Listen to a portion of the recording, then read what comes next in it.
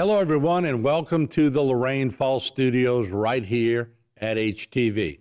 I'm Martin Falls, and for the next 90 minutes or so, we're going to hear from both candidates for Terrebonne Parish President.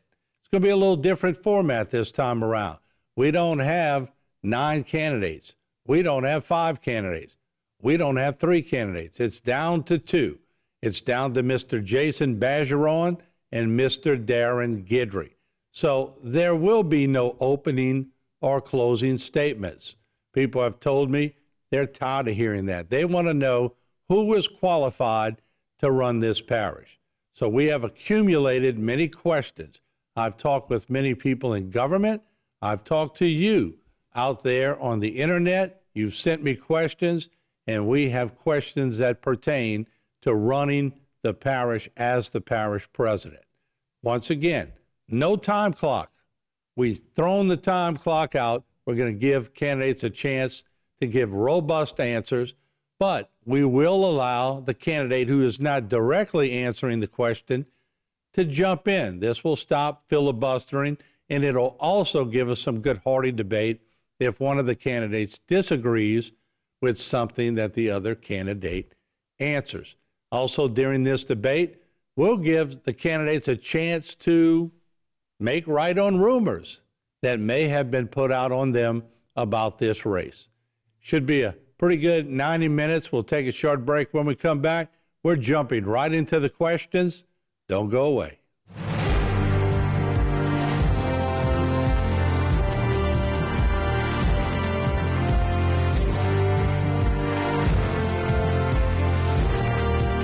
Today's social media segment is brought to you by Terrebonne General Health Systems, modern technology, and timeless caring.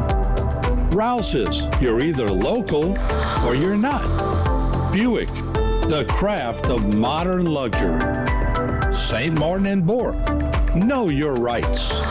South Louisiana Bank, it's better when we bank together. Waits and Downer, attorneys at law. Terrebonne Ford, built Ford tough. Alford and Associates, for all of your insurance needs. CIS, Cardiovascular Institute of the South, the highest quality cardiovascular care available. Barker Honda, the Barker family tradition of quality.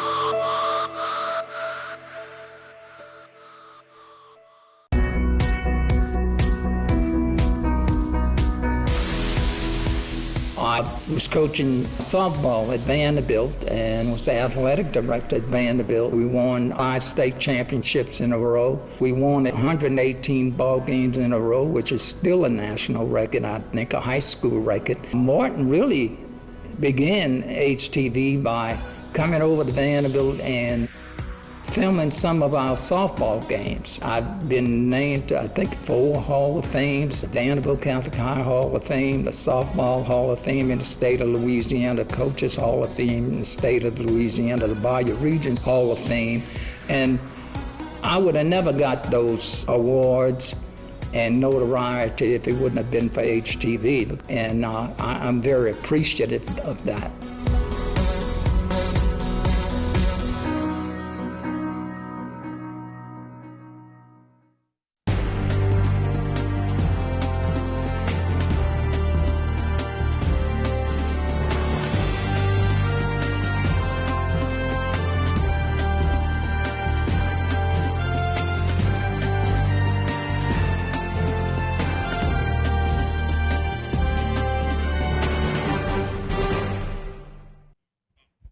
All right, here we are. We're looking at the 2 candidates that are running for parish president of Terrebonne Parish. On your left on TV is Darren Guidry, a councilman in District 6. On your right, Jason Bergeron, a businessman here in the parish. So let's just start right off the bat. No opening statement. So the most simple question I could come up with for the day would be, and Darren, we'll let you start off with this one. You know, because a lot of people go, why does anybody put themselves up for public office? It's tough. It's grueling. The rumors, the everything else, the family stuff. Why'd you run? Well, you know, I'm a businessman, and my wife and I have always worked with people. And most recently, we owned a newspaper called the Parish Times and Gumbo Entertainment Guide. And we served readers in the paper, and we covered issues in parish government. We covered problems in parish government. And frankly, when I saw the newspaper, I wanted to be part of the solution. And that's really why I ran for Terrebonne Parish Council a year after I sold my newspaper. And for the last 8 years, my goal has been to service the people who voted for me and to try to get as much done as I can for them. And we've done that. When I ran 8 years ago, the number one issue was flood and drainage. And I had just gotten off of serving 8 years on the levee board, and I understood that we needed to keep water out, the storm surge from coming in, and we were doing that and accomplishing that. But we also needed to get the water out. And so 8 years ago, I got elected because I wanted to make a difference and fix the number one problem, which was drainage in our area. And so did our parish president, Mr. Gordon Dove. Now, we worked together as a council and a parish president to achieve that goal. We haven't flooded in the last 8 years. I mean, we had a storm that came before that flooded 10,000 homes in Hurricane Rita. But we had another storm that came with pretty much the same storm surge and only flooded one home, and I think that was in Lafourche Parish. So we've got flooding control under wraps. Right now, the polling says it's not the number one issue. Flood control is now the number 5 issue. So we need to now start tackling some of those other issues 1 through 4, which include improving our community, which include improving our infrastructure, which includes our quality of life. We've done a lot towards quality of life in the last 8 years, but we could do a lot more.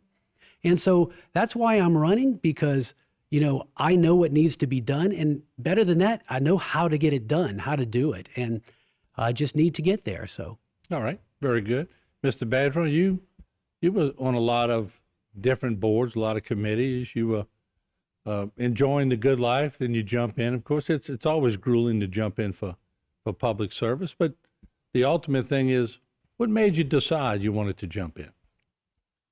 I've said it before. It started with a calling.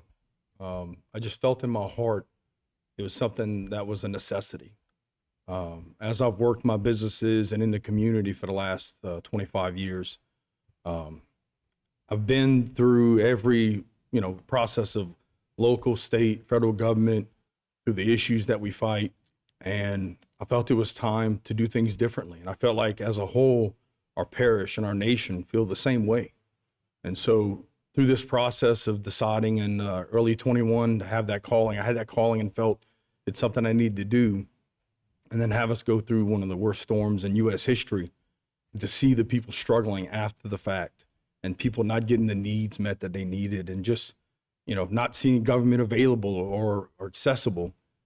I just felt that it was time for somebody to get in there and do it differently. As I've worked and led the organizations that I've worked in the community for the last 20 years as a non-elected official, I've been giving my heart and soul to this community to make it better every day. Working with organizations like SCIA and the Chamber, the Committee 100 of Louisiana, working and seeing what we can do to grow our region economically, to help our citizens have opportunities. And so I'm a guy that doesn't come from a whole lot. And I am also the poster child that shows you that hard work and dedication and passion can achieve anything. And that's the message I want our residents to know, that it can be one person. It can be one vote. One person can make a difference. And I believe a passionate person and a passionate group can be undefeated. And so with this, it started off as kind of a want and evolved into a need. In the community projects that I've worked on, we've had to deal with government getting in the way, making things slower, stopping us, being a hindrance. And I think it's time for that not to happen. I think we need to be more business friendly. We need to be more visible and more transparent, have more transparency for our residents. They've had to see something as simple as the budget on the website to see how much money we collect and how much money we spend, instead of having to flip to a 256-page document. It's just time to make things easier. It's time for more common sense. It's time for change. It's time to do government differently. Us as a nation are talking about this on a regular basis, that it's time for government to be run differently, to be run more like a business. And that, with me creating 6 and currently running 4 businesses and helping thousands of other businesses that are multi-million-dollar companies be more successful, be more efficient, be more profitable, I could take that same skill set and do that in government and make us more efficient day one. And I don't know, Martin, you know, I don't know, you know, he mentions businesses. You know, I don't know what the size of these businesses are, but I've worked with a $258 million business in the Terrebonne Parish Consolidated Government. Now, I came from business. 30 years I spent in the business. I know how business is done, and I came with the same exuberance as Mr. Bergeron is exhibiting, wanting to run government like a business. When I got on the levy board, I said, we're gonna run it like a business. But then you start to realize that government doesn't work exactly like a business. You can't run government like a business, but you can try to run a government business like. You know, there are a lot of things in place that governments have to do. If we can build a gazebo downtown, and if we wanted to build a gazebo, I could go get my brother to build a gazebo, right? I don't need to give him specs. I just need to give him general designs. We change it up as we go. He builds it. He doesn't have to have any particular insurance or permits or bonds. We build the gazebo. We can do it very quickly on the fly. You have a government project. You got to bid out that gazebo. Now, what are the specs of the gazebo? You have to get all those specifications down pat. Because if you don't get the specifications down and somebody bids on it, and it's different specifications, then you're going to get sued or they're going to charge you a lot more money. So then you have to get an engineer or an architect involved to design exactly what you're going to bid out. Then you go out to bid on that project. Well, you have multiple bidders, but wait, the first to bid, you have to be bonded, get a bonding insurance that guarantees you're going to finish the job. We've now eliminated a whole lot of contractors that could bid because they are not able to get bonded. That eliminates my brother-in-law. That eliminates anybody, any friends that I could get it done for cheap. That means people are going to charge a lot more who are bonded. Now you get a bonding company. They have to have a certain amount of insurance, right? $2 million worth of insurance. They have to be licensed. Then they build the gazebo. Well, you also have to give them a number of days, 180 days to build that gazebo. Well, they're also juggling a whole bunch of jobs. So they're going to take 180 days. Then every rain day you get, they're going to come to you and say, well, it rained 20 days, I need to get more. Well, then you find out that the roots in an oak tree, that you can't put pillars like you're going to do. You have to do a concrete slab, put the pillars on the slab. That's a change order, right? If it's your brother-in-law, he just changes it. No big deal. Well, if it's a contractor, you now have to do a change order. Well, then they want to add extra days because that's a change order. So now you've got a project that where, number one, your brother-in-law could build, and it would only take maybe 6 months. Well, now you got a contractor involved and it may take 18 months. It's the way government works. And I know that. You know, I know how to try to shorten those processes by trying to get my bid specs done as much as possible so the change orders and the extensions don't happen. We can do that. You know, we can do projects quicker. We can't do it if it's a FEMA project, which is a lot of what we're getting criticized for, which is some of our FEMA recovery from the storms. We then have to go through a totally different process that FEMA requires, which adds even more time to that. Government cannot run like a business, but we can run it business-like. I know that. We're doing that, and I think we can do a better job of it, and that's what I'm going to do. All right, let me give Mr. Bergeron a chance to answer that. So the assumption is I don't understand government. And that's okay because I've been underestimated my entire life, being told I was too slow, too poor. You're from South Louisiana and nobody's intelligent down there. And so people may not know about me that I've worked in every parish-related entity in this parish supporting their IT infrastructure. Levy district, port commission, airport commission, 911, sheriff's office. I even installed the mail system for the parish. So when you look at that, I've actually helped these entities write bids. After I sold out of my technology company, for a year, I worked for a company that primarily did work for the Corps. And we dealt with disadvantaged business proposals and what it took to get bonded and to get everything together. And then you look at my experience before I was dealing with technology, everything from writing welding procedures to tearing down engines to drawing equipment in the oil and gas industry. And so when I talk about running government more like a business, it's being efficient. It's making real-time decisions. The gazebo that gets keep talking about is actually a bandstand. And that bandstand was almost halted because the parish had this requirement or that requirement.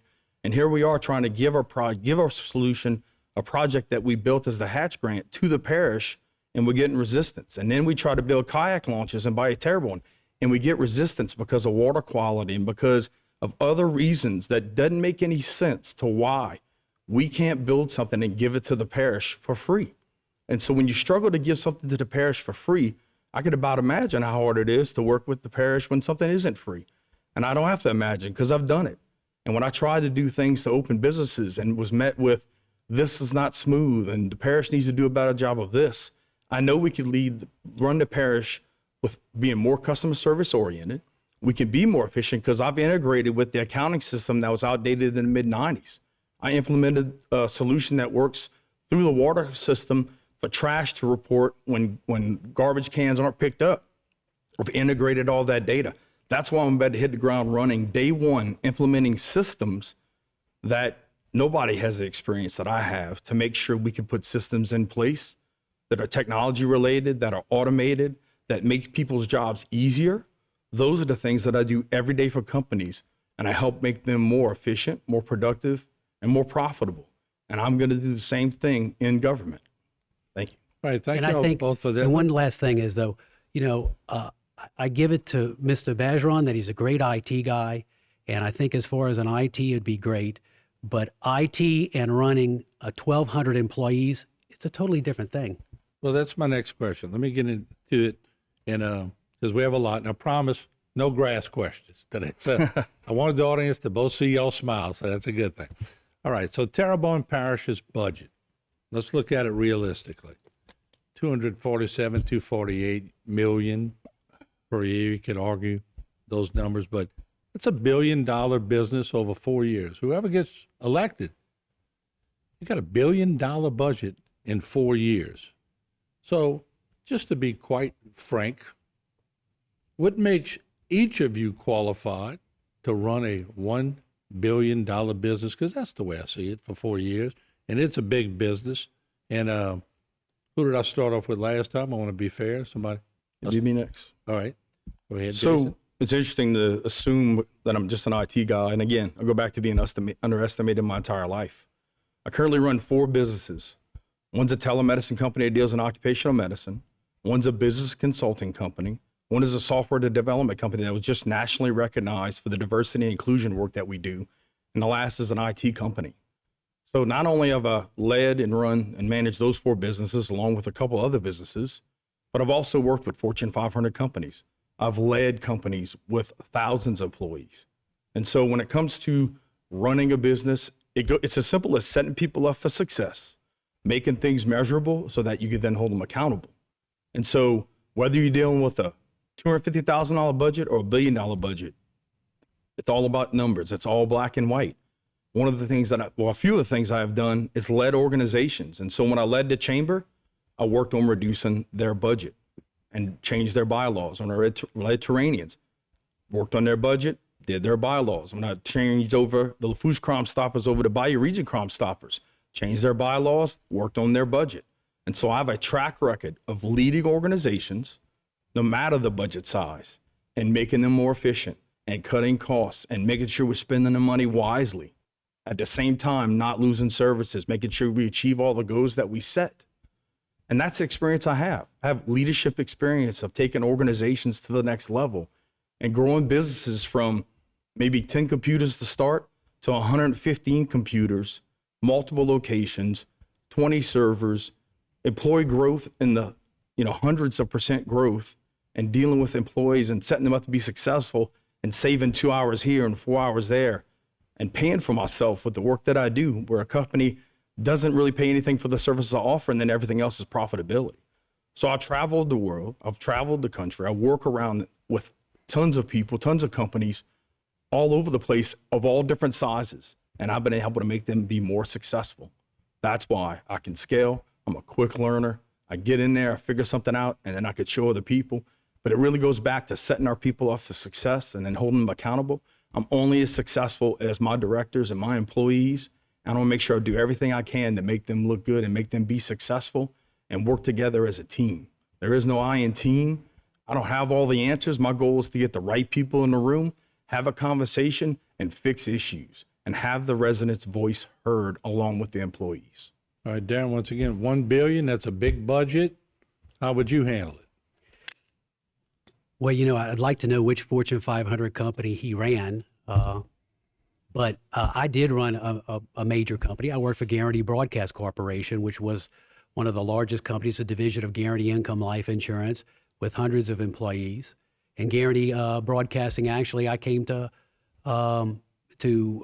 Guarantee to operate some of their properties they purchased here when they purchased KCIL radio station. KCIL was a dying radio station, didn't have many listeners, didn't have many employees.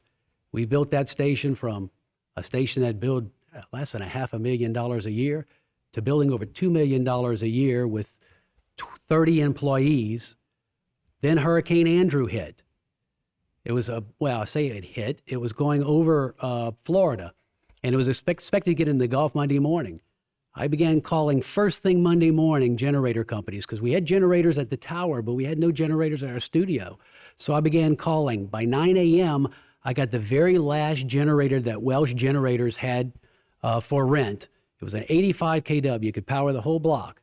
Our studio was right behind Terrebonne General Medical Center. And they started hooking up, our electrician began hooking up the generator outside the studio.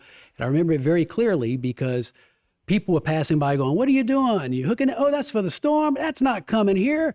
And I kind of felt, for once, I felt like Noah might have felt building the ark and people saying the flood wasn't coming. But we installed the generator.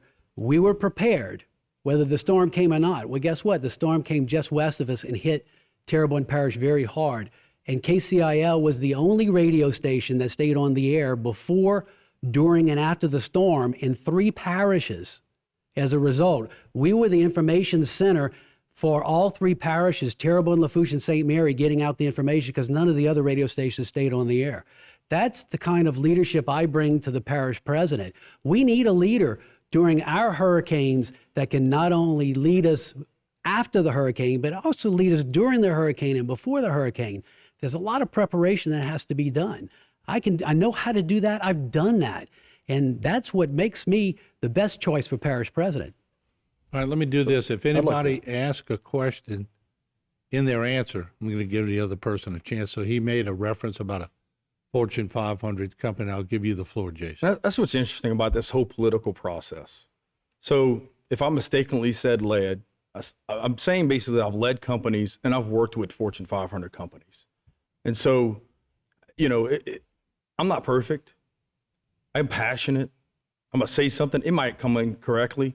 I've had 90-second answers get twisted into me hating an entire industry. And I'm passionate about what I do. I work very hard to come from nothing, living in a trailer with no college degree, and to teach myself technology and computers. Just in that alone. And then from there, being self-taught in business, learning everything the hard way, learning everything through hard work, dedication, sleepless nights, because I want to do everything I can to make sure I take care of the client. That's what I do every day.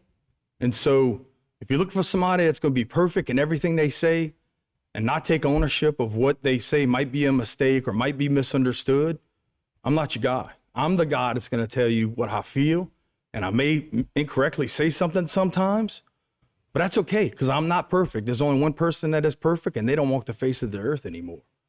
And instead of pointing out what everybody else does wrong and what everybody else can or can't do, I want to talk about what I can do and what I will do for our parish. Because not only am I saying, I'm going to do this in January, I've been doing it for the last 20 years when I led Relay for Life, when I led Rotary, when I created an Alzheimer's board because we didn't have one, finding a need and addressing it and fixing the issue and getting there and doing it myself, rolling up my sleeves and working hard to leave everything I've touched better than what I found it. And so that's who I am as a person. That's who I am as a resident. That's what I'm gonna be as a parish president, is somebody that's gonna give their all to every person every day. I wanna hear every voice. I wanna do everything we can to resolve as many issues, but I'm not gonna be able to do it by myself. It's gonna take all of us. It's gonna take a team of people, the directors and the passionate employees in the parish. It's gonna take the residents. It's gonna take the nonprofits, all of which I've worked with and ran and created. I know how to do this stuff. I've been doing it for free, not elected, and now I feel like it's time for somebody with my skill set and the experience that I have to take our parish into the next 10 years, because we've been dying for the last 20. The definition of insanity is doing the same thing and expecting a different result. Thank you. All right, now let's keep the rebuttals quick. If you have anything else to say, Darren, or else I'll move to the next question. No, you can move to the next All right, question. thanks. It's fine. Next question. You know, I heard you mention hurricanes. Personally, I've covered hurricanes since 1985. And I'm glad you said radio, because this TV station never left for a storm. We stayed up all the time. But my question is this. I've seen parish presidents who are strong. They got their senses about them. And a storm hits, they crumble. Some more than others. And I guess my point is, not everybody's cut out to be in a storm, especially a Cat 4 or a Cat 5. It is treacherous. So part of your job, you know, when either one of y'all is elected, is to bring us through storm and to show strength and to show courage. And Darren, we'll let you lead off on this one. You know, what is your plan for a storm, not only during the storm, but before and after the storm, so that people will know that Darren Guidry would be in charge? Yeah, Martin, that's a really good question, because I think a lot of people don't realize what goes into storm preparation. In fact, I was meeting today with one of our contractors that came on after the storm, 8 months after the storm. And I think it caused some of the delays because they weren't pre-positioned to handle things after the storm. And so what I told that contractor is I want to get them set up and pre-positioned, so that way right after the storm we can begin that FEMA process and try to cut it down. Because after the storm we had so much damage, and it's not anticipated. It's the first time we were really hit by that big of a storm. And so we learned a lot as a government. And so I want to use some of those lessons moving forward. And there's a lot this government did good before the storm. Little things like, when we see that we're might be threatened by the storm, we go out and test our generators. Little things like prior to the storm, we make sure we pump down all of our areas, because, we get these basins that are permitted to be pumped down to maybe like, a foot above sea level, or, we can now pump them down to a foot below sea level because we know a lot of rain is coming. So we can do a lot of things beforehand. And of course, there's a series of when, we have to get with our department heads. We have to then start getting everybody to begin meeting at the EOC on a regular basis. When the storm is looking it's coming our way, then we make the EOC operational. We actually have to start manning our EOC 24 hours a day once we start opening shelters. And we have to have shelters available before we start issuing emergencies, because you can't issue a mandatory emergency unless you have shelters for people.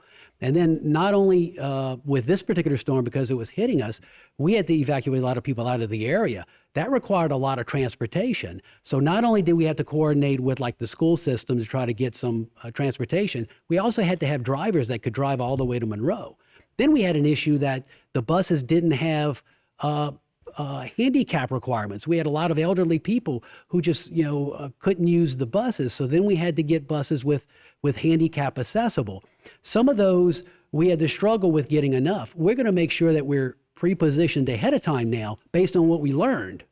So that way we have all that available. That's just a little example, Martin. I probably could spend the whole hour doing that, but that kind of gives you an example of some of the preparations that we have to do before the storms. It's really important. The more preparation you do, the quicker you are to recover. And say what you can about our recovery. I can't judge it by any past storms because we've never had a storm like this. I can only judge it by what happened in Lake Charles the year before. Our congressmen tell us that we're leaps and bounds ahead of Lake Charles, and we were a year behind them. Our storm hit a year after theirs did. So judging by Lake Charles, I think we're doing pretty good. All right, now I would ask on this question, probably not a re-rebuttal. Jason gets a chance to answer it, but we have so many more questions. So, but Jason, you get a chance at this one too. Go ahead, please, sir. So, it's the old saying of everything goes great until you get punched in the mouth.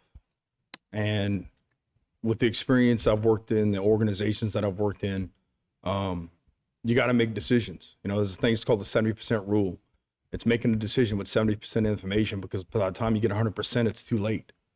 And so fortunately, through my experience and my careers of managing, leading, and working with companies, I've worked on disaster recovery plans. And it's important to understand that you have a plan in place, but at the same time, you have to test that plan. So we need to get everybody in a room. We have to have conversations and we have to talk about worst case scenarios. But we got to make sure that all the different first responder organizations and the nonprofits that we deal with all have a voice. After Ida, we did a lot of hurricane relief with the Hatch Grant. We were going throughout the parish for the 6 months after Ida and personally experiencing what wasn't working, what was working, where were people having problems. We dispersed pods out and there was another 30, 40 minutes of road of people that couldn't get to those pods. And so we took supplies further down. We brought gas further down. We brought meals further down. At one point, we ended up setting up laundry and showers because people in Pontiac didn't have the basic necessities. We worked in supplies that were in a firehouse that had the roof ripped off of it. So, there's definitely more that we can do. Something as simple as working on Category 5 buildings in each community that have an opportunity for first responders to stay safely, to protect equipment and have some supplies so that we can respond without having to work through getting through down trees, that you have resources in that region to work. But it's testing the system. It's making sure that we have a failover for the failover. And if we have something that's digital, what is the manual backup and testing that? And so that's experience I have. That's stuff that I've worked with companies to make sure that they're operational 24/7 because these companies supported the infrastructure and everything that we do every day in the parish. And so it's important to me to make sure you understand all aspects of it, the public side, the private side, what the first responders need, and then also communicating with all the resources that I've built up over the last 20 years throughout the state and throughout the country to make a phone call that says, I need an airplane that does this. I need a radio that does that. And also having things prepositioned. When I look at what the linemen do, it's like we need to take a lesson from them and have other things like gasoline and food and different things ready to go. And we could do this with partnerships through our region and with other regions to make sure that we're a fallback for them, they're a fallback for us, and that we test each other's systems. And so working together as a team, having conversations, talking about what works, what doesn't work, and working on improving that on a regular basis will give us the most success. It's just like in football. Before you go play a game, you practice, and you only go play as good in a game as you do in practice. So you got to make sure you put the right practice in, the right plays, the right people in the right positions so that you could achieve success in that win. All right, let's go to the next question. Jason, you'll have the first crack at this one.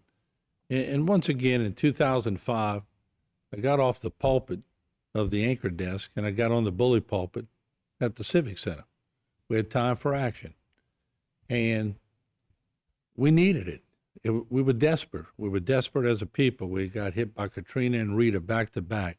The storm surge was topping levees. We have footage in our archives that I hope we never see again. Made a call to Governor Blanco at the time. She brought us $10 million.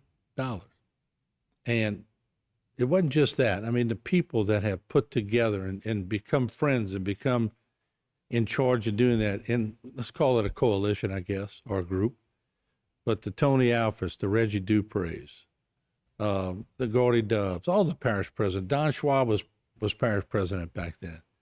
all the engineers. I know I'm missing some people, but I'm going to shorten it just for TV. It's so important that the parish president of Terrebonne Parish knows what's happening with the levee systems, the water control structures, the Morganza to the Gulf. So, Jason, real quick, just explain your knowledge of the water control structures, the levees, and what would you do if elected? How would you keep it going? How would you keep it maintained? And how would you keep it funded? So again, going back off of my experience of the different entities and organizations that I've worked with and serviced, we did websites and data collection for the water systems and the levee gates, whether they're open or closed, and camera systems on these same floodgate control structures. So having an understanding of about how the technology works provides an opportunity. So everything that we're doing when it comes to monitoring the pump stations and everything that is around as the storm's going on, and as you work on a regular day basis, that stuff's great. And everybody knows I'm a tech guy, but tech isn't the end all be all. Tech doesn't fix all issues. A bad process without tech is going to be a bad process with tech. That's the experience that I have. That's what I bring to the table, is saying, maybe this isn't a technology solution. Maybe this is a process solution, or maybe this is training. It's something that we can do and we can see how tech integrates. But we have to make sure, like when our pump systems, if the SCADA system goes down, what's the manual backup? Having an understanding of saying, these are the pumps in the areas that if we don't get somebody on physically, this neighborhood will flood. And understanding how all that stuff works together. Being able to have data to make informed, real-time decisions will help determine if somebody's house floods or not. And that's where it's important to make sure we got the right tech in the right places when we can, especially with employee shortages. There are opportunities to fill some of these gaps with tech and help people make their job easier. And it's not about replacing people with tech. It's about letting one person monitor two things instead of only being able to monitor one, and giving the skill sets. And with that, there's opportunities with drones and all the stuff with autonomous vessels. And there's so many opportunities that we can do, and we can be the leader in that. And so not only can we be the company, the place that has that kind of technology, we could be the parish that builds it, creates it, invents it. And when it comes to disaster recovery and everything that we've done, we are the experts. We've been through it so much. We can use our skill sets as a business to help other areas in the country and in the world to understand what we've been through and the struggles we still face 2 years later after Ida. The fact that we have 1,000 families that aren't living in their homes today is just troublesome to me. That's why I look and say, I feel like government has to be different. I don't understand why 1,000 families are not in their homes. There's got to be ways to do this bit better, more efficiently. 3D printed houses. Again, there's a lot of opportunities with tech in the right places to make jobs easier, to create efficiencies and save money. Mr. Guidry, same question. Yeah, and computers are great, but they're not going to improve our levees and get our levees to the height that they need to be, so that way we can be at the full authorized height, get recognized by FEMA, and lower our flood insurance. That's where we also need to be. We've protected people from a storm, but we're protected from a storm that doesn't hit us, that hits, that hits just outside of us. We got to get to the final authorized height, so we're protected from any storm that comes our way. And to do that, well, I'm going to do the same thing that I did on the levee board. On the levee board, we had several missions to Washington, D.C., and one person that I worked very closely with was the senior staff leader for David Vitter. It was this guy called Garrett Graves. We built a very, very good relationship. Well, as we know, Garrett is our congressman right now. So I have Garrett's cell phone number. I can work very closely together with Garrett, and we'll work closely together with Garrett. I have a very close working relationship with our new governor, Jeff Landry. And we're going to work to continue to get some of the federal dollars that we're getting, but we also have a local match. So we're going to have to get that from our governor, as well as the local tax that we as citizens taxed ourselves to build that levee system. So we're going to use these resources, as well as community development block grants, which is something the parish gets that we can use in our levees. We as a parish participated in several reaches, like Reach E for the Falgout Canal area. That levee was paid for by community development block grant dollars that came to the parish. So we can use that as well. We're finally getting federal dollars. We're going to have to match the federal dollars. One thing that we're going to have to do is we need to take the levies that we have, and we're going to have to work on a credit with the Corps of Engineers, because we built all these levees and we are going to get credit for those levees. And that credit can be used toward our match for federal funds. But we have to negotiate with the Corps, and it's one thing we need to do pretty soon, is negotiate exactly what they're going to give us in credit for those levies. They're probably not going to give us 100%, but you know what? We get 100% of the protection right now. So we're going to use multiple sources, but relationships are very important. But understanding how government is funded is going to be the key to building our levees to their final authorized height and lower our flood insurance rates. We got to do that. We got to do it soon. All right. Jason? So, I don't understand what the bashing is about the computers, because the computers are the thing that runs the model that determines whether or not levees are recognized. And the problem we're fighting right now with FEMA is done by computer modeling. So it is something that we deal with every day that's going to determine. Right now it's determining our insurance rates and flood insurance rates. And, if we're going to compare contact lists, I could sit here and list all the same cell numbers and phone numbers that I have also. It's not very necessarily about calling people. It's about working with them. And for example, I've worked with Tim Temple, the insurance commissioner elect, for the last 2 years on the Committee 100. And we've had steady conversations about things that could be done differently in insurance. And so, when I look at this whole process and I look at politics in general about, I know this person and I know that person, I feel like all I hear at these groundbreakings and all these things are all these different people's names to make sure everybody gets their credit. But I think people are tired of that. I think people are ready for things just to get done and not a pat on the back for somebody. We all know who's working. We all know who's elected. We all know who's going to get things done. But what we're frustrated with is getting things done. We want to see things happen faster. We want to see that people are held accountable. And that's what I'm about. I'm about whatever I'm going to talk about, and whatever I'm going to do, I want you to hold me accountable as the residents, as the parish employees. I'm accountable to you. And then when I tell you I'm going to do something, I'm going to do everything I can to get it done, but I'm going to get the right people in the room to make sure that we get it done together. Okay. Are we good there? Yep. Okay.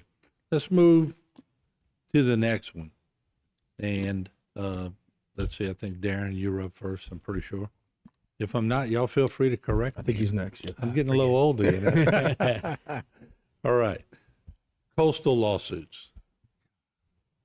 We've been hearing about coastal lawsuits for a long time.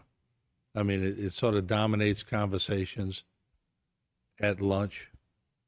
Sometimes people see groups of people eating, they go, what were y'all talking about? What kind of deal y'all cutting? And it's not about deals you're cutting at lunch. You hear all kind of different things. And for a long time, we heard about coastal lawsuits.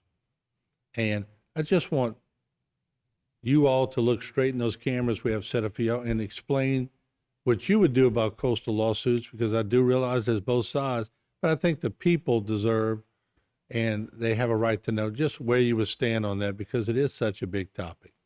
Aaron?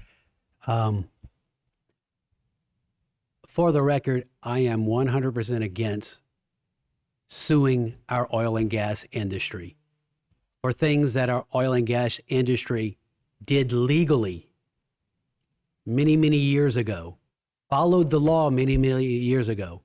But because the rules have changed today, we're trying to sue an oil company for things they did legally there because the rules are different today. And these oil companies are not the same oil companies that dug a canal to build a well years and years ago. It's the company that bought the assets of the company that bought the company that bought the assets of that company. And so it's called legacy lawsuits. And nobody is going to invest in Terrebonne Parish if they know if they come in here, they may be sued for something that happened years ago that they had no control over. And so if we really want to stop new investment and kill our oil and gas industry, let's keep suing them. I'm going to fight it.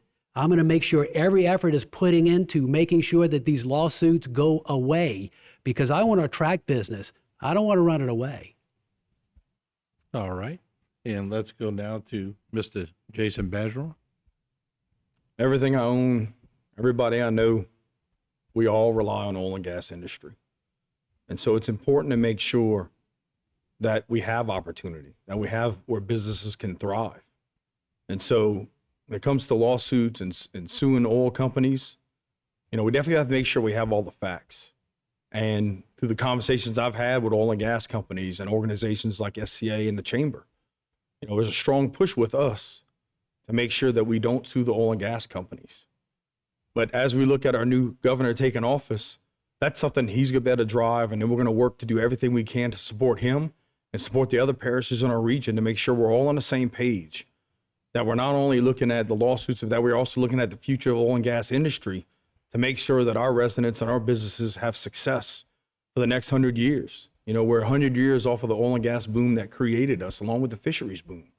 And so we got to make sure that we get everybody at the table, because I can't recollect a recent time that we had the oil and gas companies and all these different organizations at a table to have a conversation about how much it is affecting them doing work here.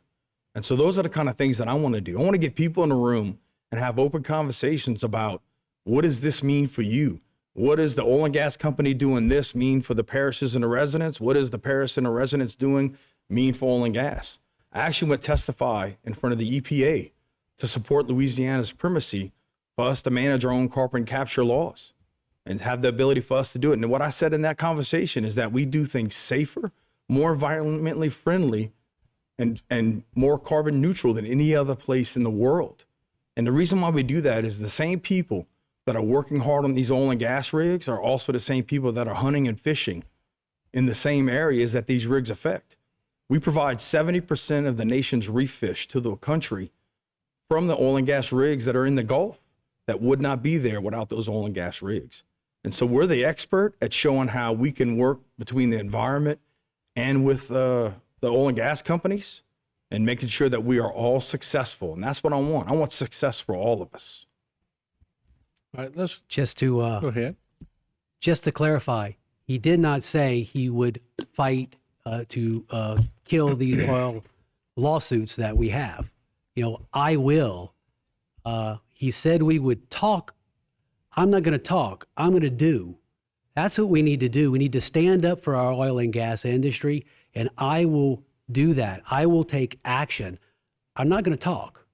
We don't need talk. We need action. So based on information that I know, I got a question for you. When Freeport-McMoRan settles the case they have, and Terrebonne Parish doesn't have a seat at the table and receives zero money from that settlement, do you agree with that? Well, let me tell you how lawsuits work, okay? If Terrebonne Parish settles with Freeport-McMoRan, that sends a message to the other industry. We need to have zero. You settle with one, then you're basically, right, admitting that we agree that these companies are responsible for damaging our marshes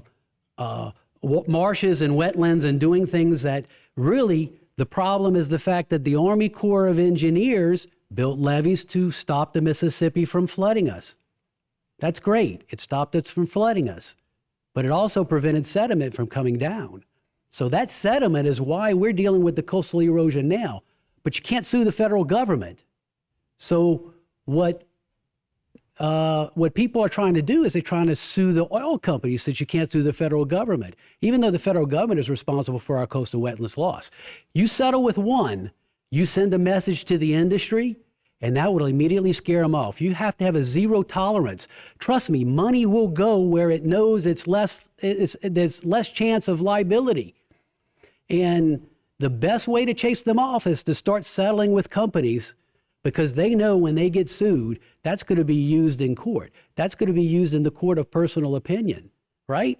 So you can't settle with one. And granted, there is one company, Freeport-McMoRan, that is trying to settle. So, they want to quickly settle theirs. They don't care about our oil and gas industry. They don't care whether we grow or not. They just want to get out of their little liability. And then there's a push to try to help get them out of that liability.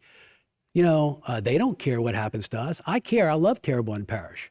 I want to grow our community. I want to grow our economy. I am not going to sue our oil and gas company. And accepting a settlement begins that process of taking down our oil industry. And I'm not going to do that. So I'd like to be clear and make let everybody understand that I'm not talking about a lawsuit with Terrebonne Parish. I'm talking about a lawsuit in Cameron Parish that's currently being worked on right now, because I'm having the conversations and I want to understand every piece of information that I can so that I make an informed decision. I also understand that the governor-to-be has signed off on this. And so what I'm talking about, and the question that I ask is if Terrebonne Parish doesn't have a seat at the table, which a claim has been filed in Terrebonne Parish's behalf, are you saying that you do not want to be at that table when a settlement comes out? So that means that Terrebonne Parish would get $0 when the rest of the parishes throughout the entire coast get money, and Terrebonne Parish stands to get the second the most. I don't support the lawsuits. I'm not for the lawsuits. I'm going to go ahead and say that so we can make sure we clearly understand how I feel. I feel like when I talk about my dad being a diesel mechanic and all of my customers being oil and gas companies that pays my bills and puts food on my table and roof over my head, I don't know how much more you can support our oil and gas industry besides go and speak to the EPA to make sure that we could do it more on our own without being managed by the federal government. I'm talking about making sure everybody has all the information and understanding where we stand, because this is stuff you don't hear about on a regular basis. This is the transparency that I'm talking about in government. So everybody has all the information so that they can make decisions. But I go back to my question, is if the rest of the coastal parishes get money from this, are you okay with Terrebonne Parish not getting it? Now, you do realize that money, you're not going to build roads, you're not going to do anything else with that. That money has to be set in a pot, and it has to be used on certain projects that, certain type of environmental projects. So we're not talking about, money that's going to help the average, customer, right? Or the average voter. That's the kind of money we're talking about. The ripple effect it does affect the average citizen of Terrebonne Parish. And the reason why you got Cameron and these other parishes wanting to settle, and the reason they haven't settled, is because Terrebonne Parish is not a part of it. Do you think Freeport-McMoran is going to settle if Terrebonne and Lafourche is left out? We are the most impacted parishes in coastal erosion. So we're the holdouts. And so we're going to continue to be the holdouts, because once we settle with one, it starts the domino effect. Again, if you want to run off the oil industry from Terrebonne Parish, right? Just start taking a part of these lawsuits and settlements that, by the way, Terrebonne Parish has not sued. And this government has not accepted any settlement, and we will not under a Darren Guidry administration. All right, let's do this if we can. We'll move on. Probably have a whole topic, a whole show just on the coastal lawsuits. It's a very passionate subject. The capital projects I've seen, I don't know, maybe I'm counting wrong, 7 or 8 parish presidents since I've opened, all have to deal with Baton Rouge and the legislation. And some are just so good. And I've watched them all from day one. My first parish president was Bubby Lyons. He was such a diplomat, just such a nice guy. And I'm not going to name them all and give you their strong points, but up to the point of Gordy Dove just bringing tremendous amounts of money with the help of the legislators. It's not just a parish president job. The governors have to buy into it. You got to be a hell of a salesperson when you're parish president.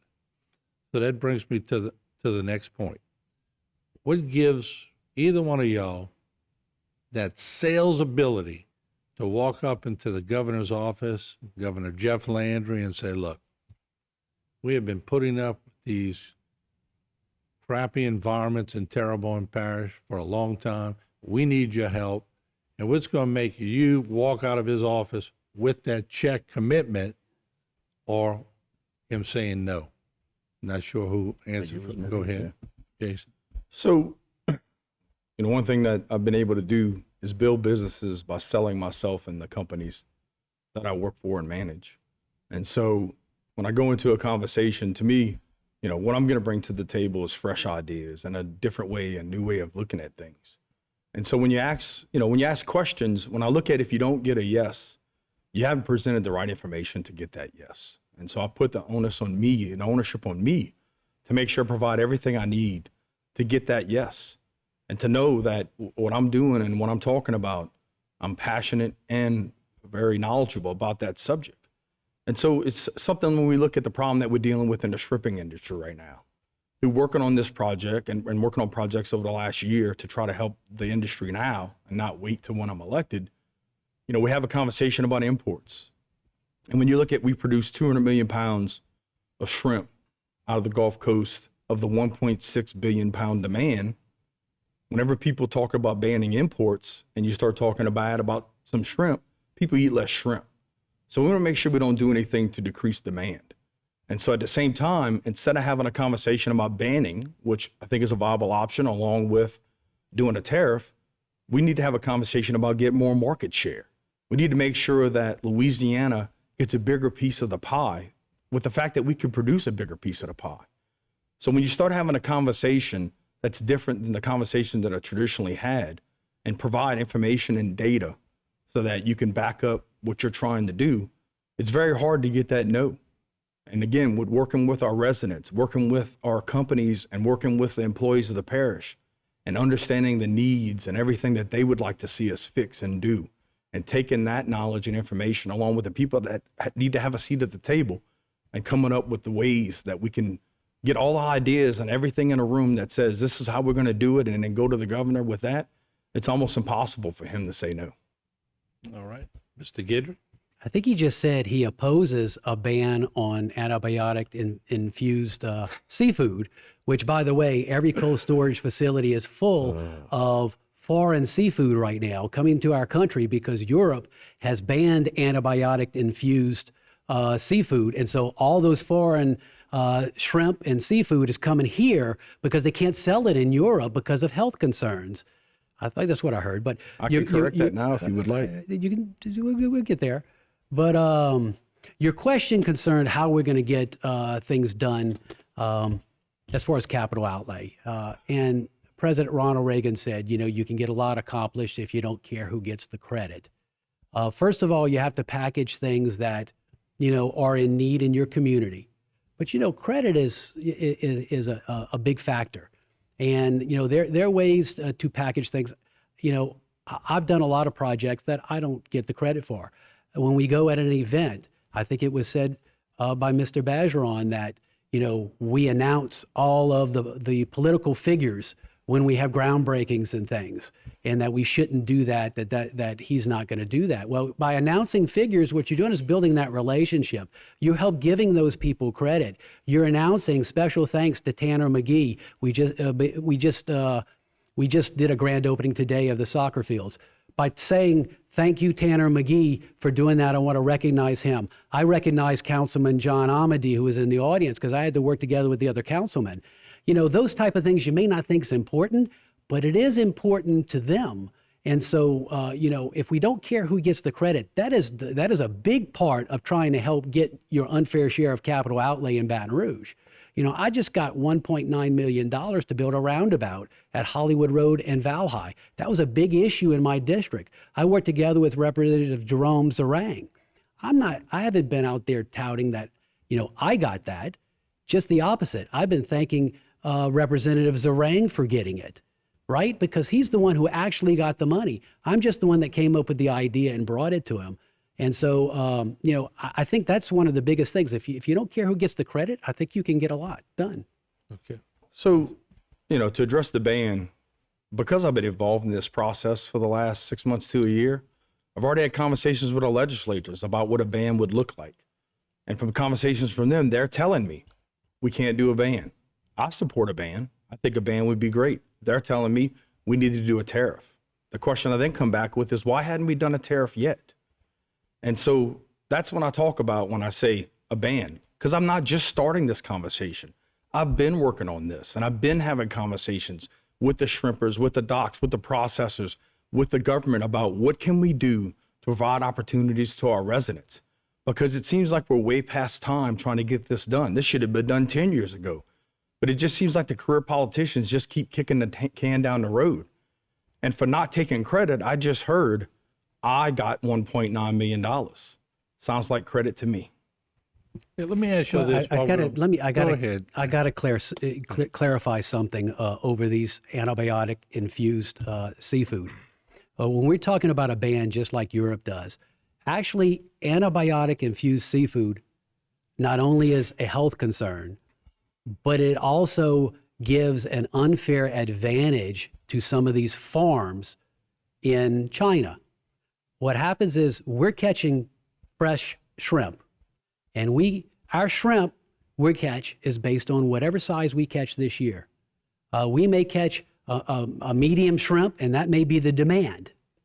And so we sell a whole lot of medium shrimp. Well, the next year, maybe the catch is smaller. Well, what they do is in China, they're farming it with their antibiotics, and they'll just farm a bunch of medium shrimp.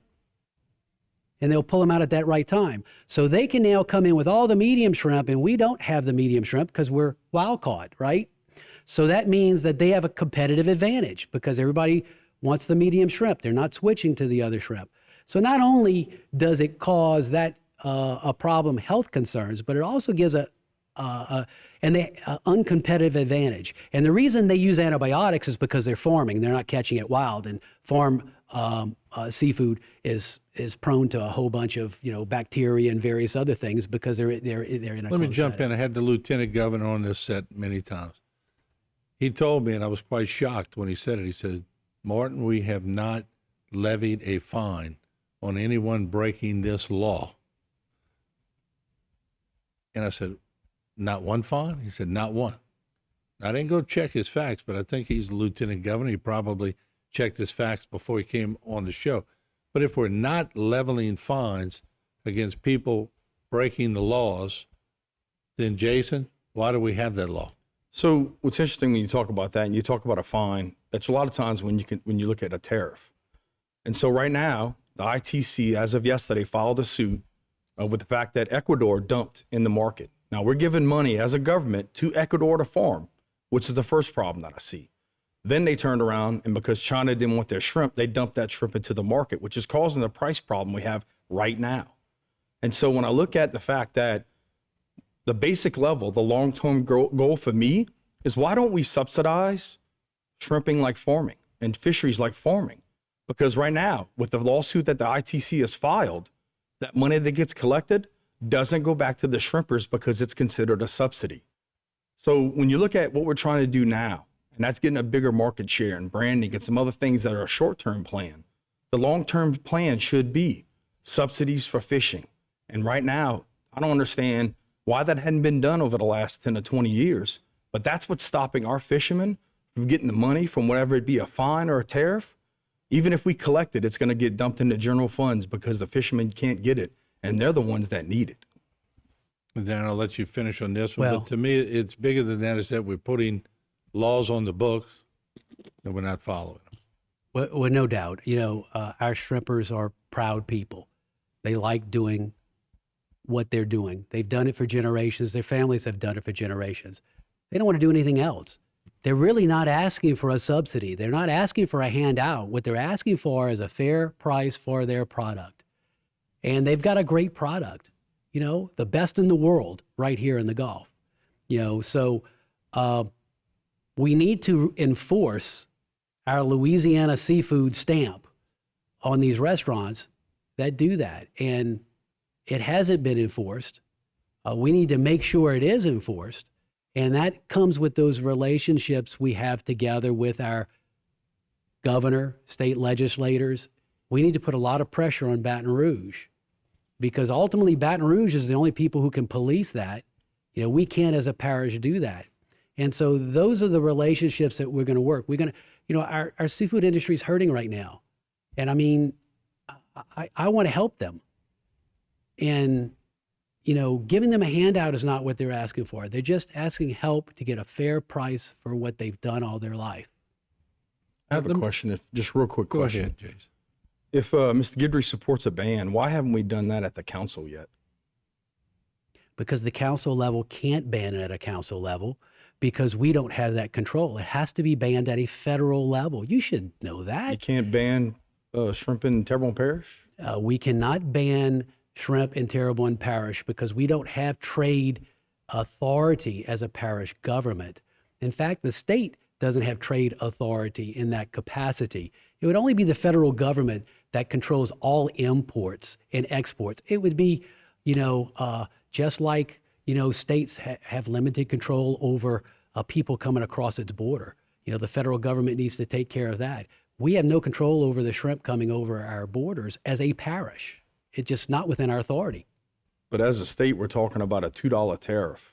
And so if the state can enforce a tariff, even if it's something that's symbolic, we could say as a parish that we only want Louisiana caught shrimp in our restaurants. And so that's where I think we should stand up and set the example for the rest of the country by taking care of Terrebonne Parish residents and Terrebonne Parish issues. We can't legislate that, though. You cannot force local restaurants to serve Louisiana seafood only. That would create a lawsuit. We'd be sued. Then we pay all of our taxpayers money to sue something because we would be overstepping our authority. If we could do it, trust me, I would. And I looked into it, and we legally can't do it. All right, let's jump to insurance. Wow. And if I haven't heard 1,000 people talking about insurance since Ida and the insurance, look, and I'm not picking on insurance companies. They're frustrated too. They don't know what to do. The citizens, their insurance rates sometimes are bigger than the mortgage. People are desperate. I'm worried about people. If you can self-insure, you're going to make it through. But a lot of people, when they sign that mortgage at the bank, got to have insurance. So what would you do as parish president? And I know this gets to a state level and a federal level, but the parish president is a strong voice. And when you we're going to have a strong delegation in the federal area now. We've seen what's happened in Washington, in the last couple of days. We as powerful as you're going to get. If you had to sit down with all our new leaders from Louisiana, what would you tell them to make sure Terrebonne Parish, and we're talking other areas too, but Terrebonne Parish gets this insurance problem straight? Well, if I talk to our federal delegation, the first thing I would tell them is we need to do away with flood zones. Flood zones make no sense. What we need to have is base flood elevations, where if you elevate to this base flood elevation, you're not required to buy insurance. Right now, we have two properties side by side. One elevates 5 feet higher than the other. This one is required to have flood insurance forever because they're in a flood zone, but this one's not, so they're not required to have insurance. Makes no sense. So we need to eliminate flood zones and instead do flood elevations. And that gives you an incentive. Hey, I wouldn't mind spending extra money elevating a new home that I'm going to buy if I knew I wouldn't have to buy flood insurance, and that would make my property more valuable. If I'd sell it to somebody, they wouldn't be required to have insurance. So I think we need to start getting away from these flood map systems that we have. And we are trying to fix the maps. We're challenging them. As we speak, we're challenging these maps.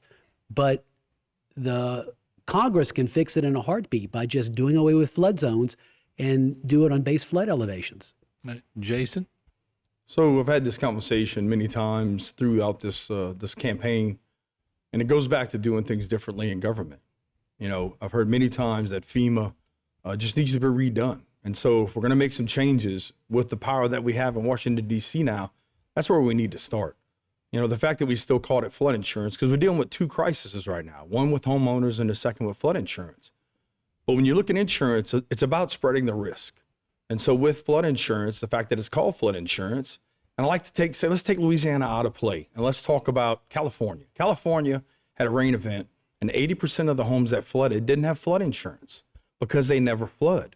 And so if we switch over to what I call a disaster plan, where it covers flood, fire, hurricane, earthquake, blizzard, tornado, locust, whatever it is, you get more people in the systems and the rates come down. And so that's one of the things we could do. FEMA's issue is that they've paid out $96 billion and only collected $60 billion. But they're also limiting the way that they can collect that money. And by doing risk rating 2.0, they raised the rates and 1 million homes dropped out immediately. That just shows you what they're doing is not working. But right now, we can't even get access to that information. They won't have a conversation with the leaders that we have in our delegation. And so we got to make sure that we turn around and redo FEMA. And from a local perspective with homeowners, we're going to have a new insurance commissioner. That guy's got 25 years experience in the insurance industry. He's going to make the largest, fastest impact when it comes to insurance and being affordable by working better with insurance companies. The other two things are going to be that we don't have storms, and we do the LOMAR, which is the letter of map removal, which is taking places that recognize the flood level, the maps, recognize the levees, recognize the pump stations and everything. And those are the paths to reduce and address the insurance crisis that we're in right now. Real quick, just so one you last can thing. both follow up, let me ask you, and you could probably follow up in with this question. Why can't we co-op insurance unless it's just illegal?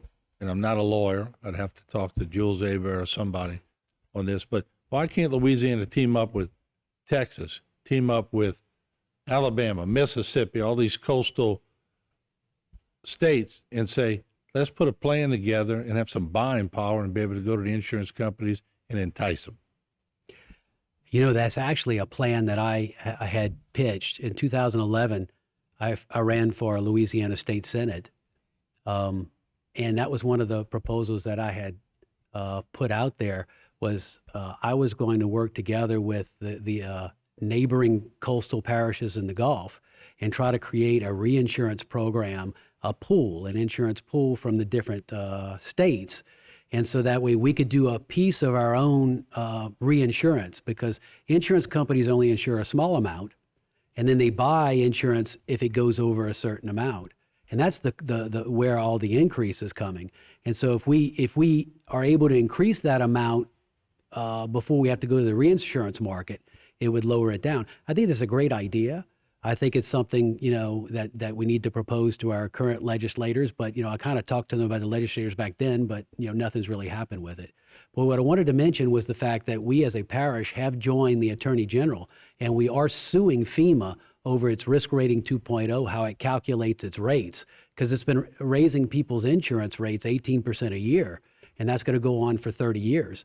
And so we're hoping that we can get a stay on that, stop all increases in insurance, and maybe even roll some back until we can challenge the way they calculate their insurance, because they don't include our levees, pumps, and floodgates into their calculations, and they need to do that. I wanted to mention that lawsuit that we're, Terrebonne Parish as a council, we voted to join the Attorney General in that lawsuit. Jason, last word on that topic. So, you know, when you look at doing things differently, I think pooling and looking at different opportunities are all great options. You know, the fact that we're fighting on the medical side of insurance, where you have Blue Cross Louisiana versus Blue Cross Texas, if those two had to compete against each other, you would see lower insurance rates. And so, you know, insurance as a whole can definitely do some things differently and better. But to them, it's a return on investment. It's them making money for their shareholders. And so to me, it's like having a conversation with insurance companies that said, while we're replacing all these roofs, why don't we put them fortified so that you might invest another $1,000 or $2,000 now, but you're not having to change the roof for another 30 to 40 years. And so through my conversations with Tim Temple, I asked them a question when it came to our school districts, because the insurance commissioner determines how much insurance the school district carries. We had $10 million insurance and $200 million worth of damage in Terrebonne Parish alone.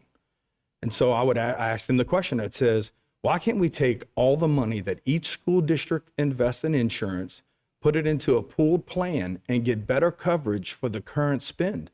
And he thought that was a great idea. And that's the kind of conversations that we needed to have with government officials and with other organizations to do some things differently. And when I talk about the fact, you know, when we're suing FEMA 2.0, I want to restructure FEMA as a whole. And as you look at what FEMA's responsibilities and what their mission are, and making sure that, you know, they said in this lawsuit that they are not responsible for affordable insurance. And the judge asked him, well, you're responsible for people being homeless? You know, we got to make sure everybody understands the fight that we have going on. We got to make that voice heard across the nation so everybody understands. And look, there are 10 states in that lawsuit. There are more than 10 states dealing with flood insurance problems. We got to group together, and we got to make sure that our voice is heard and that they do what's best for the citizens, which is what a government is supposed to do. Okay, Jason, we'll let you lead off with this one. About 20 minutes left. We'll try to get a few more questions in. when Terrebonne's budget is set, but we all know that sometimes things change or a new project pops up or, God, I forgot that one. And we're going to have a budget amendment. So explain to the audience in your own words, how do the budget amendments work? And how would you approach, if you needed additional money from the project, how would you first approach the council? So the first thing I want to do when I get in office is to definitely look at some efficiencies, because as people may not realize, the budget for next year is already set. They've been working on it this year. It's going to be passed, and that's the budget that we're going to have to work in and live with. So getting in office day one, it's going to be looking at efficiencies and spends and things that we can do to take the money we currently have and spend it more efficiently. So by doing that, there's actually less of a requirement to go for that budget amendment, but it is something that has to be presented to the council, and they have to approve that amendment and for us to move forward. And so at the same time of doing that and having the transparency that our budget's on the website and everybody understands how much we collect and how much money we spend, you know, when we have a conversation about sales taxes being down, well, they're down post-hurricane, which is very common. But if you look at the last 5 years, we're actually on par for sales tax collections that we've had over the last 5 years. And so by having that transparency and letting people know related to the millage rededication that we just did, and not many people realizing that we were only paying 0.66 of the 1.66 mills. And so that when you voted for that rededication, you're actually going to get charged a mill more than you were before. Many people didn't realize that. And so to me, it's about being transparent with the council and being transparent with the residents, because I knew council people that didn't know that millage was coming up and didn't know that that millage was going to be a new spend. So I feel like we need to make sure, you know, with constitutional amendments, things need to be clear. It shouldn't be a vote for or a vote against. We need to be very clear in laying out what our plans are, what we're trying to do, and be honest with the public and be honest with the council and have them a part of the process to make us all successful, to spend the money we have more efficiently so that we can work on projects that are important to our region. All right, Darren? Well, I can't believe he talked bad about the tax that's going to put school resource officers in all of our schools when we just got through hearing what happened last night in Maine, where 18, 20 people are killed, maybe even more, because of an active shooter situation. We got to protect our schools. I thank the voters thank you for approving that, because that is, we have to protect our children. I mean, our children are our future. If we can't protect our children as a community, then, I mean, we're lost. And so thank you for approving that rededication. And now we can put resource officers in every schools, and we intend to do that. Now, as far as the budget, we are currently working on, we're reviewing the budget right now as a council. But as far as a budget being set, we can change that budget with a budget amendment. Now, I'm going to be parish president. I'm not stressing too much over the P's and Q's of this particular budget, because I know we can change it with 5 council people and an amendment. And so I'm going to work together with the council. We're going to look at all the budgets. We're going to try to be very, very, very efficient as a government. And so that means we're going to have to move money from one account to the other if we want to accomplish new things and get new things built. So we're going to have budget amendments. We're going to put those together and put those in front of the council as an ordinance. And in case people didn't know, you have to present that as an ordinance. You got to hold it over 2 weeks. You have a public hearing. So the public gets a chance to hear all of our budget amendments. They get to weigh in on it. If they disagree with the budget amendments, then so be it. But I think budget amendments are great. It really gives the general public an opportunity to come and weigh in on what we're doing and see if what we're moving money, if it's the right thing. The budgets themselves, right now we're having public hearings. If you see anything in our budget, and our budget is published, come to our council meeting, come to our public hearings, and we're open. We're also audited every year, so that way independent auditor comes in and says, did you spend money properly? Were there any findings? And we just got the audit for 2022, and it showed no significant findings, no findings whatsoever. So that means, our independent auditors that came look say that we are doing a good job. All right. I'd like to address ahead, Mr. Guidry trying to spin my words to saying I don't support something, because I did not say that. But that's what we're used to with career politicians and trying to spin the narrative. I said that we're going to pay a mill more than we did. And on top of that, we're going to collect that money in 2024, and that money is not going to be available till 2025. My question is what are we going to do to address school safety in 2024?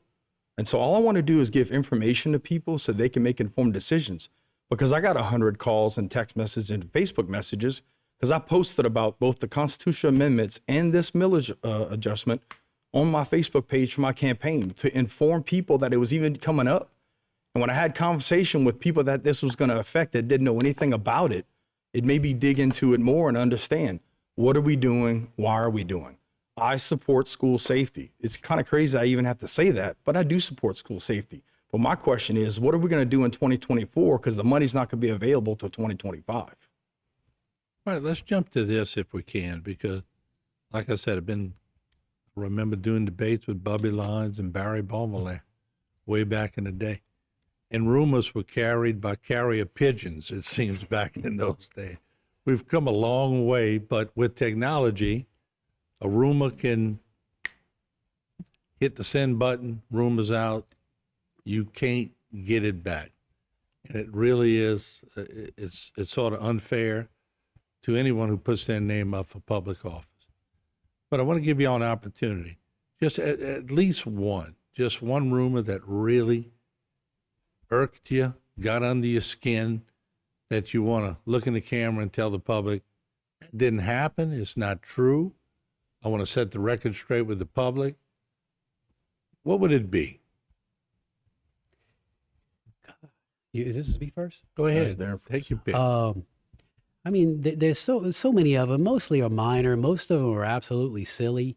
I heard one just yesterday. One of the employees told somebody that they heard that I was going to cut their salary. You know, and that it's you know, I said, come on. I mean, that's getting pretty nitpicky as far as rumors. But there are a lot of rumors out there. Just don't believe everything you hear. You know, check it for yourself. I'm in the newspaper business. Was in the newspaper business. If we don't hear from 3 separate independent sources, it's a rumor. So just keep that in mind. If you hear it from one person who heard it from another person who said it, then odds are it's a rumor. So, you know, if you go by the 3 times rule, 3 direct sources, not indirect sources, then maybe there's some truth in it. Okay. Jason? We wouldn't have enough carrier pigeons to carry the rumors that have been spread about me. And, you know, it's words that I've used on this stage. You know, a 90-second answer has been spun. And so, you know, I'm going to address all the rumors. If you hadn't heard it come out of my mouth, it's not true. I've had a consistent message throughout this entire campaign. I talk about fairness. I talk about doing what's best for the people. I talk about giving my heart to the parish and wanting things just to be better. So that's what I'm about. I've released videos time and time again on my Facebook page that not only give what I'm going to do, but how I'm going to do it, the actual plans. And then I get beat up over some of those plans or one of those plans because I had an idea. You know, I look for a Terrebonne Parish that we can have ideas, that people don't think their questions are stupid, that people think their voice is heard, that people think their vote counts, and that you could bring up an idea and not get bashed about it, because all it is an idea. Let's throw stuff on the wall. Let's see what sticks. I'd rather make the wrong decision, not make a decision at all. And I'm ready to make the tough decisions, and I'm ready to move Terrebonne Parish forward. And so I question, and this is what I say. If you've heard a rumor, call me. I've shared my number. You could reach me at any time, and we can have a conversation with you and that person that's spreading that rumor. But you're going to see that nobody wants to have that conversation. And I'm fighting the political machine as the political outsider. And this whole process is just crazy what it takes and what people try to do to stop somebody that has Terrebonne Parish's best interest in mind to make our parish better and try to turn that into something that it's not. Okay. Let's do this then, because we have about 10 minutes left. And y'all both made good points, and that's why I didn't want the clock. Now, a couple of people who were around when it was 9 members, they're going to say, well, why you didn't give us all this time? Well, we'd have been here till morning, okay? But, and I'm glad y'all get to expound on some of the things that y'all answer, because it's important, because once you get past that 90-second part, you can still say, a lot more. I guess my point is this. Y'all both are in this parish. This parish has to move forward. Whoever wins, parish has to get behind whoever wins. It can be knocked down, drag out, and then there's a little time for the person who's not successful to go lick their wounds and just try to get back up and go fighting again. My point is this. What would be your commitment? And I know y'all both going to say, yeah, well, we're going to win. But here's my question. If either one of you is not on the winning side, what is your commitment to people watching on what you're going to do to help the person sitting right next to you tonight to make sure this parish is put number one for those people watching y'all on camera tonight? This is me this time? Yeah, you, Jason, you lead on. Look, I've been working for the parish, with the parish for the last 20 years. When I see an issue or see a need, I address it. That's what I'm going to continue to do. And I challenge everybody else that has run for office or that has a problem with something to get involved. Because the problem is we don't have enough people involved. We have people that are passionate. We have people that want change, but we can't count on somebody else. It's no different than whenever you pass by a blighted building or pass by a piece of trash that's on the ground or pass somebody that's in need. You got to take the minute to stop and say, what can I do to help? How can I make this better? Because everybody can pass by and think that somebody else is going to take care of it. But we have responsibilities as citizens to go through this process and do something as simple as vote. A right that was given to us by people that have died for our country. We owe them that much to go out and vote and to make sure that our voice is heard and get involved. We need people on committees. We can't fill recreation boards and fire boards. We can't fill that right now. And part of the problem, I think, is because of people being frustrated with government. Well, the way you change it is you get involved and you make it better. And I challenge everybody, whoever's running or not running, to think about that and look and see, even if it's a little bit, it doesn't have to be a lot. It doesn't have to be running an organization. It could be involved in helping raising money for somebody that needs a pair of shoes or buying them a pair of shoes. Opening a door from somebody, returning your buggy to where it goes at the grocery store. Those are the little things. And with all those little things, we can be a better parish. And I'm committed to making our parish better in any way that I can serve and help, like I have been doing for the last 20 years. Darren? Well, in 2011, I mentioned that I ran for Louisiana State Senate. I ran against Senator Brett Allain, and I didn't know Brett. I was just running for the position, not against Brett. Brett got elected. I turned around and supported him 1,000%, did everything I could to help him.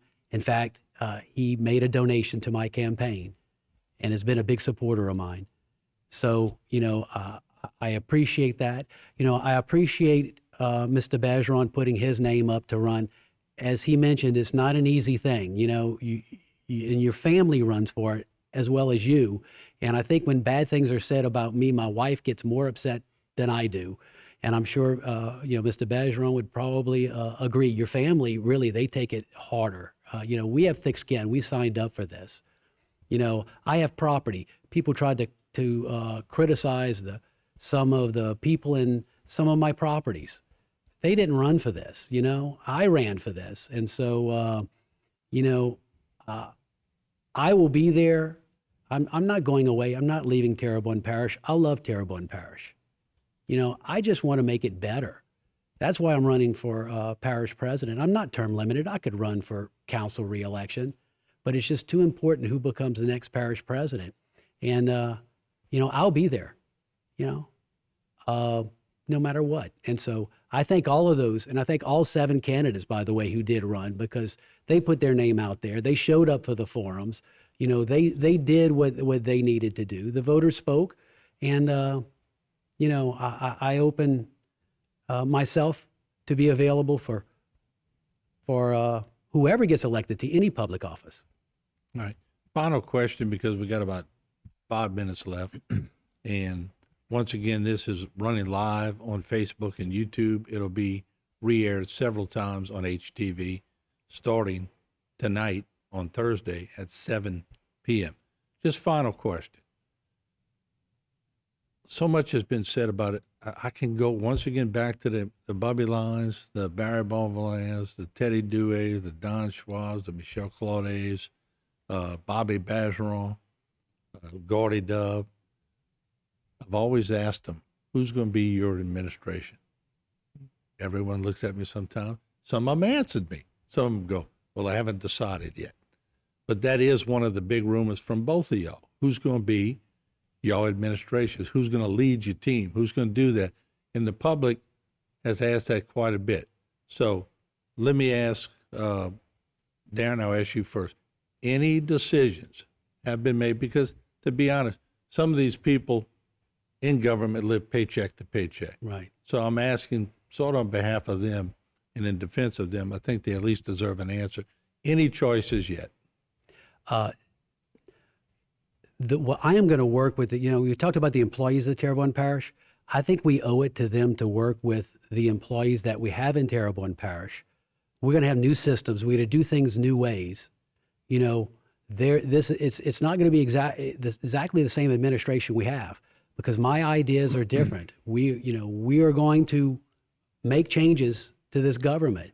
And I know a lot of the people currently in this parish can make those changes. There may be a few who can't, but that's going to be them deciding that, and that'll become evident. But I believe we owe it to the employees whose livelihood, whose insurance, who everything, we need to owe it to them to give them a chance. And so, I intend to try to give our employees a chance. Contractors, we're going to look at our contractors very carefully. That's a different story, right? Because contractors have multiple people they do business with, not just Terrebonne Parish. But the employees, the W-2 employees of Terrebonne Parish, we need to take care of them. And so I'm going to try to work with the people that we have, and we'll have new systems, and hopefully everybody can come along. I pray that happens. All right, Jason, if you could do it in about 2 minutes and give us 30 to close the show, I'd appreciate it. Go ahead. So, one of the things I do for a living is I set up employees for success so that you could then hold them accountable. That's been the conversation I've had with a lot of people when it comes to complaining about whether it's trash, grass, whatever it is. We have to make sure we report it. We got to make sure that people know so they could be successful. And so, as much as I've tried to have conversations with everybody in the parish, I've been limited in being able to do that. And so I've had as many conversations as I can, and those conversations are to help understand what the processes are and what people are dealing with now. What are their job descriptions? What do they think need to change? What do they would like to keep the same? And so I'm going to evaluate. I want to make sure that we got the best and brightest and the most hardworking people managing and working in our parish. And I know we have a lot of passionate, hardworking people now. And so to have those conversations and make sure we pick the right people for the job, whether it's somebody new or somebody that stays, is again something I do every day. And I take that very seriously, but I want to change the way we evaluate people and provide opportunities for people to be more successful faster. And again, from implementing that solution inside of companies, I'm going to put that solution into our parish, and we're going to make sure that people have measurable things they're held accountable against, and that we set them up for success. Well, gentlemen, I want to thank y'all. Unfortunately, we're out of time. We got a lot of substance in. We got a lot of new questions. I appreciate both of you running for parish president. It's a tough position. I think I can say I've interviewed many parish presidents over the years, and I have seen them go through some turmoil. But I've also seen the good parts of being parish president. And it's a tough job. If somebody's garbage can is not picked up the right way, you will get a call at 11 o'clock at night, and you will certainly be tested from time to time. But thank you for coming. Thank you for being transparent to the people of Terrebonne Parish. I've enjoyed sitting down with both of you all. And I say good luck to both of y'all. And to the victor goes the spoils. And I'm sure I'll be seeing both of y'all around town. Thank y'all for coming. Thank you for having us. Go vote. All right. There you have it. There you have it right here from the Lorraine Falls Studios in Houma, Louisiana. And we'll sign off right now. Thanks for joining us.